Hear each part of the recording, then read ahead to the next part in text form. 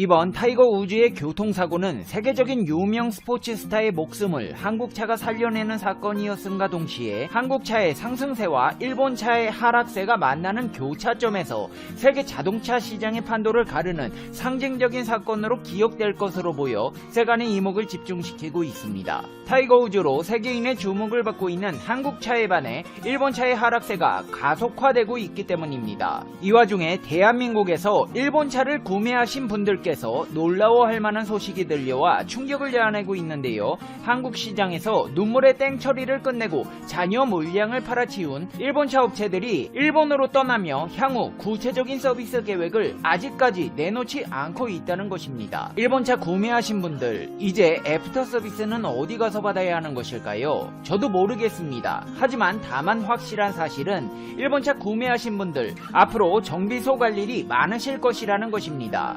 일본차에서는 현재 파워 윈도우 마스터 스위치, 후방 카메라 화면과 방향 지시 등, 앞유리 와이퍼, 여러가지 경고등의 조명, 그리고 전자적 오작동, 살인 에어백에 안전벨트 불량, 납품업체에 20년간 데이터를 조작해온 사실까지 드러나 그 위험성이 전 세계적으로 확산되고 있기 때문입니다. 타이거 우즈가 쏘아올린 대한민국 자동차의 춘추 전국시대와 일본차 탈 바에야 걸어다니는 게 낫다는 말이 나오는 이유 자세히 알아보겠습니다. 페페TV 팩트 체크. 타이거 우즈는 의식을 되찾고 자신이 운전한 사실도 기억나지 않는다고 말했습니다. 일부에서는 우즈가 지난 2017년 차량을 갓길에 세우고 잠들었을 때처럼 진통제 과다 복용에 따른 약물 중독 상태가 아니었나 의심하고 있지만 경찰은 그런 증거는 없었고 이 때문에 혈액 채취도 하지 않았다고 설명했습니다. 대부분의 전문가들은 현재 타이거 우즈의 사건을 분석하며 졸음 운전 쪽에 무게를 두고 있습니다. 하지만 일부에서는 과거 2017년에도 길가에 차를 세워놓은 채 잠들어 있는 상태로 발견돼 음주운전 혐의로 체포될 당시 받은 혈액검사에서 알코올 성분은 없었지만 약물 진통제 성분 2가지와 수면제 성분 2가지, 또 근육 이완제가 검출됐다는 사실이 있었던 만큼 혈액검사로 확인했어야 한다는 주장을 했습니다. 당시 경찰 조사에서 우즈는 허리 부상, 불면증 등의 치료를 위한 처방약 때문이라고 설명했지만 결국 벌금 250달러와 1년간의 보호관찰, 그리고 사회봉사 50시간의 처분을 받았습니다. 실제로 약물이나 술을 복용하고 사고를 낸 것과 졸음운전으로 사고를 낸 경우는 처벌 수위가 하늘과 땅 차이입니다.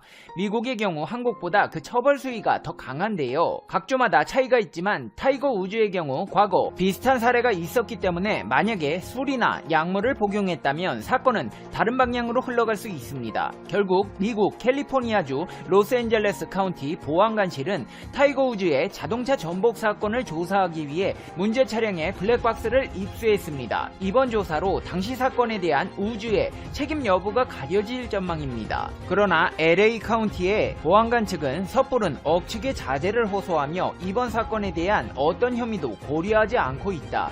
이건 사고이지 범죄가 아니다. 불행스럽게도 이런 일이 벌어졌다고 밝혔습니다. 한편 이번 타이거 우즈 사건으로 전세계의 주목을 받게 된 현대자동차 프리미엄 브랜드 제네시스는 상법까지 터지면서 북미 시장 흥행에 청신호가 켜졌는데요. 현대차에 따르면 제네시스는 브랜드 최초로 2021년 캐나다 올해의 차 어워드를 석권했습니다. 이 상은 캐나다 자동차 기자협회가 매년 최고의 차를 선정해주는 것으로 현지에서 판매 중인 모든 차량 중 18개 부문별로 최고의 차량이 선정됩니다. 특히나 경쟁이 치열할 것으로 예상된 중형 프리미엄 자동차와 SUV 부문에서 G80은 최종 후보에 오른 제네시스 G70과 캐딜락 CT5를 눌렀고 GV80은 랜드로버 디펜더와 링컨 캐세어를 제쳤습니다. 제네시스 관계자는 이번 수상으로 제네시스의 우아한 디자인과 우수한 성능을 성공적으로 입증하게 됐으며 진정한 럭셔리 SUV 반열에 올랐다.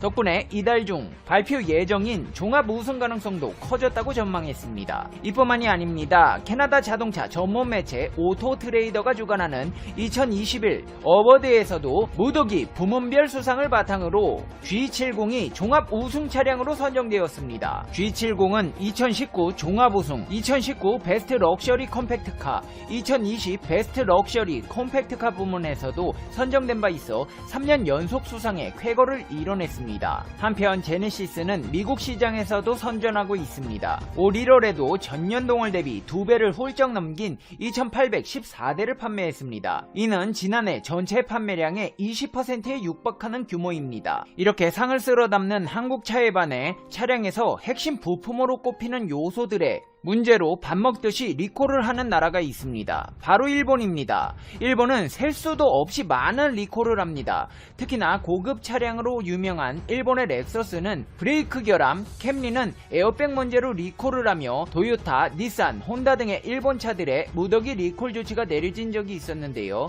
지난 2019년 국토교통부는 한국 도요타 자동차가 수입 판매한 렉서스 ES300H 등 8개 차종 1207대에 대해서는 제동장치 결함으로 제동거리가 증가하고 안전성 제어장치가 작동하지 않을 가능성이 확인돼 리콜 조치를 했고, 혼다차 또한 제작 차량에 대해 안전기준 부적합 판정을 받아 과징금 44억 원을 부과받은 바 있습니다. 이쯤 했으면 좀 개선해서 안전한 차를 만들기 위해 노력해야 하는데 일본 자동차 회사들에서는 아직까지 이러한 나쁜 버릇을 못 고치고 엉터리 차들을 팔아대고 있습니다. 최근 살인 에어백으로 알려진 일본의 다카타 에어백으로 인해 포드와 제네럴 모터스, 마스다에서 수백만 개 차량에 대한 리콜을 실시한다는 소식을 전해드린 바 있는데요. 이번에는 도요타에 납품하는 브레이크 업체가 지난 20년 넘게 데이터를 조작해 검사 부정을 저지른 사건이 수면 위로 떠올랐습니다. 니케이 아시아에 따르면 아케보노 브레이크 공업은 미야지 야스히로 사장 주재로 기자회견을 통해 일본 공장에서 생산하는 브레이크 부품 검사 관련 데이터 조작 등 약 11만 4,271건의 부정행위가 있었다고 발표했습니다. 아케보노의 부정행위는 일본 공장 6곳 가운데 4곳에서 2001년 1월부터 2020년 5월 사이에 이뤄진 것으로 밝혀졌습니다. 이 기간에 검사 데이터 약 19만 건 가운데 부정이 확인된 것은 60%나 되었습니다. 자류 내 회전을 막는 디스크 브레이크 등 4종의 부품에 대한 내구성 등을 조사하는 정기검사 과정에서 데이터가 조작되거나 하지도 않은 검사를 한 것처럼 서류가 위조된 것으로 밝혀졌는데요. 조사 결과 발표가 늦어진 것에 대해 미야지 사장은 안전 문제가 발생하지 않아 긴급하다고 보지 않았다. 조사를 완료한 뒤 알리는 것이 좋을 것으로 판단됐다고 해명했습니다. 11만 4,271건이나 부정행위가 있었다니 믿기조차 힘든 엄청난 수치인데요. 더 놀라운 점은 아케보노 브레이크 공업 측에서는 납품 문제에서도 안전성에 문제가 없다는 점을 확인받았다며 자동차 업체의 리콜이 실시되지 않을 것으로 예상했다는 것입니다. 그러면서 업체 측에서 내린다는 조치는 이번 사태의 책임을 물어 사장을 포함한 모든 임원의 월 보수를 3개월간 10% 깎기로 했다는 것인데요. 수십만 명의 목숨을 담보로 부정을 저지른 대가치고는 터무니없는 처분이라는 비판이 나오고 있습니다. 어처구니 없는 처신으로 비판을 받고 있는 업체는 또 있습니다. 바로 닛산 자동차인데요. 닛산차는 일본 불매운동에 밀려 결국 우리나라 시장에서 철수를 결정했습니다. 문제는 이 기업이 배출가스 불법 조작 의혹을 받고 있다는 것입니다. 닛산은 한국에서 판매한 경유차에 질소산화물, 환원촉매의 요소수 사용량을 줄이거나 배출가스 재순환장치 작동을 중단시키는 불법 프로그램을 사용해 배출가스를 조작했다는 의혹을 받고 있습니다.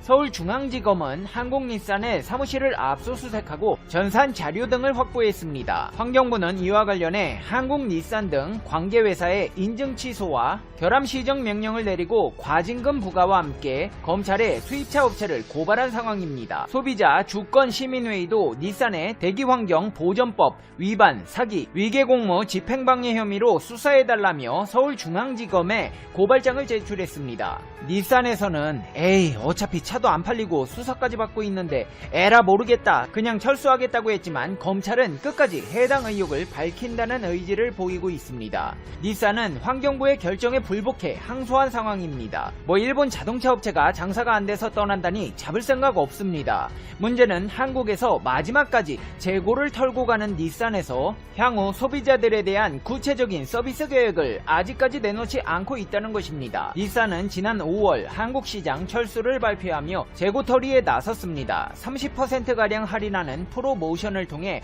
닛산의 재고는 빠르게 소진됐고 7월부터 닛산의 국내 시장 공식 판매는 마무리되었습니다. 닛산에서는 8년간 애프터 서비스를 제공할 것이라 했지만 구체적인 서비스의 내용도 아직까지 발표되지 않은 상황입니다. 닛산이 서비스 대행 업체를 지정하더라도 해당 업체가 문을 닫을 경우에 대한 대책이 없다는 지적도 나오고 있습니다. 특히 차량 판매가 상대적으로 적었던 지방에서 서비스 센터를 유지하기는 쉽지 않을 것으로 보이는데요. 싸게 판다고 구매한 일본차 소비자들, 앞으로 애프터 서비스를 어디서 받을 것인지 막막한 상황입니다. 이제 페페TV의 결론입니다. 페페TV Conclusion. 최근 미국과 중국이 가장 공을 들이고 있는 군사 분야는 어디일까요? 바로 해군력입니다. 특히나 중국은 남중국해를 장악하기 위해 해군에 엄청난 규모의 예산을 투입하고 있습니다. 중국의 해군력은 이미 양적인 측면에서는 미국을 넘어서 세계 최대 규모에 도달했습니다. 이는 미 현지 언론인 CNN 방송이 보도한 것입니다. 다만 중요한 것이 있습니다. 양적인 부분만 그렇고 실제적인 작전 능력과 위력에서는 미국에게 아직 한참 못 미치는 수준이라고 합니다. 그렇다고 미국이 안심하기는 이릅니다. 미국의 전문 군사기관들은 중국의 해군 전력 중에서 일부는 미국보다 강하다고 분석했기 때문입니다. 미 해군과 전략국제문제소 등은 관련 조사를 광범위하게 진행했습니다. 분석 결과 중국은 2015년부터 해군에 급격한 투자를 시작했고 현재 양적인 측면에서 세계 최대 해군력을 보유한 게 맞습니다. 미 해군 정보국에 따르면 중국 인민해방군의 보유 전함은 2015년 255척에서 작년 말에는 360척 이상으로 늘어났습니다. 이는 미 해군이 현재 보유한 전함보다 무려 60척이나 많습니다. 더 큰 문제는 중국이 이 추세를 멈추지 않는다는 것입니다. 정보국에 따르면 4년 뒤 중국군 전함 보유량은 400척으로 늘어날 것으로 예상됩니다. 반면 미국은 전함을 장기적으로 355척까지 늘린다는 계획입니다. 역시나 50여 척 가까이 차이가 납니다.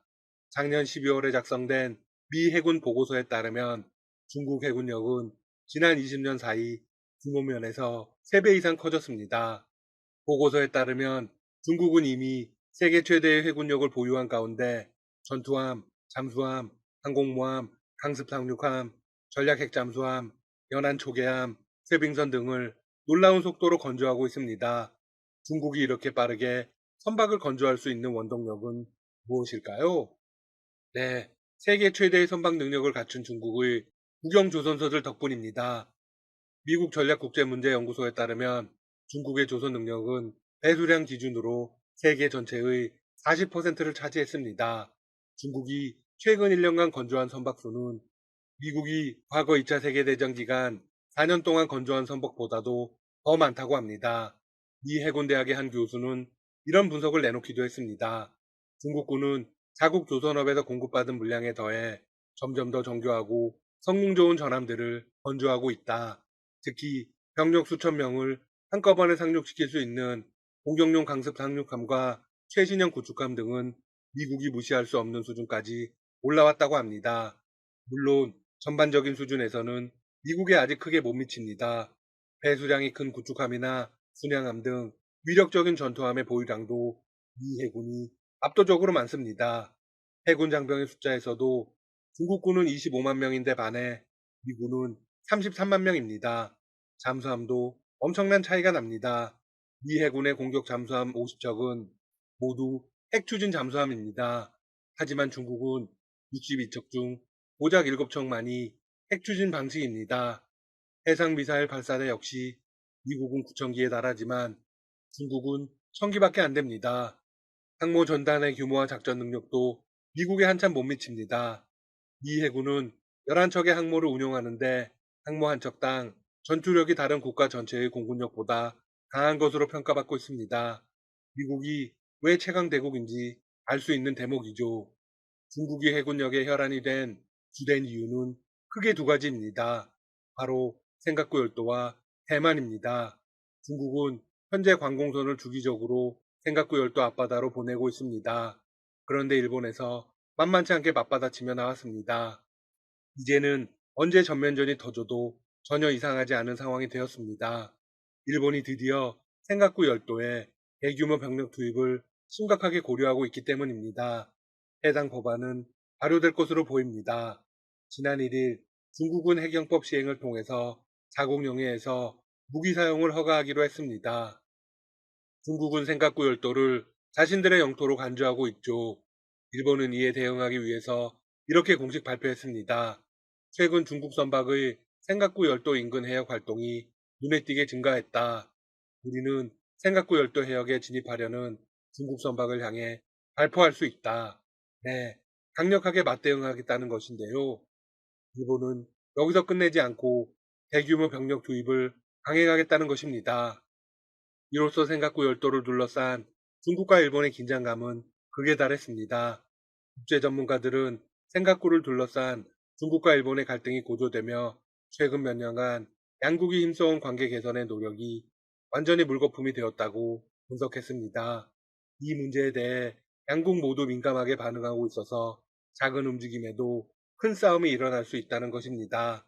미국이 해군력을 대대적으로 동원하면 일본도 강하게 맞대응할 것이기 때문입니다.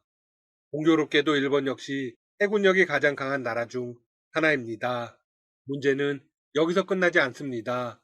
일본은 현재 미국과 미일 안보 조약을 맺고 있습니다. 조약의 핵심 내용은 일본의 영토가 공격받을 경우 미국은 일본을 방어할 의무가 있다는 것입니다. 따라서 미국의 해군력이 개입할 가능성이 매우 큽니다. 그런데 일본이 대규모 병력을 투입하겠다고 언급한 이상 중국이 가만히 있을 가능성은 희박합니다. 한편 대만 관련 문제도 더욱 뜨거워질 전망입니다. 중국은 대만을 군사적으로 통일하고 싶은 야욕을 가지고 있습니다. 그래서 대만 영해를 시시탐탐 침범하고 있죠. 그동안 미국이 대만을 강력하게 막아주었습니다. 그런데 최근 미군의 행동이 논란이 되고 있습니다. 미군의 최신 무인 정찰기가 사전 통보 없이 대만 카디지에 진입한 것입니다. 대만 언론들은 지난 8일 MQ-4C 트리턴 한 대가 전날 대만 서남부 방공식별구역에 진입했다고 밝혔습니다. 대만 공군은 우전으로 퇴거를 요구했습니다. 문제가 된 건 미군 측의 반응이었습니다. 미군은 이렇게 응답을 보냈습니다. 우리는 국제공역에서 비행할 권리가 있다. 트리톤 무인기는 이날 비행 중 대만 영해 기선에 최대 8해리까지 접근했습니다. 미군 군용기가 사전 통보 없이 대만 방공식별구역에 진입한 것은 이번이 처음인 것으로 알려졌습니다. 이에 대만 내부에서는 여러 분석이 나오고 있습니다. 대만의 전 공군 부사령관은 현지 언론과의 인터뷰에서 이렇게 말했습니다. 미군이 통보 없이 우리 영역에 들어온 것은 이번이 처음일 뿐 아니라 우리 영해 기선에 가장 가까이 접근한 사례이기도 하다. 절대적으로 정치적 의미가 있는 경고이다. 트럼프 전 행정부는 대만과 가까운 관계를 유지하며 무기도 대량으로 지원했습니다. 하지만 현 바이든 행정부와는 관계가 바뀔 수도 있다는 것입니다. 미군의 이번 행보가 논란이 되는 이유는 크게 두 가지입니다. 첫 번째는 중국 역시 미국을 따라 대만 영해 기선에 바짝 붙여 자국 군용기를 투입하게 될 것이 뻔하다는 것입니다. 두 번째는 미국의 대만에 관한 태도가 이제는 변할 수 있다는 것입니다. 앞으로의 상황이 더 복잡해지겠네요. 지금까지 닥터시사TV였습니다. 여러분 시청해주셔서 감사합니다.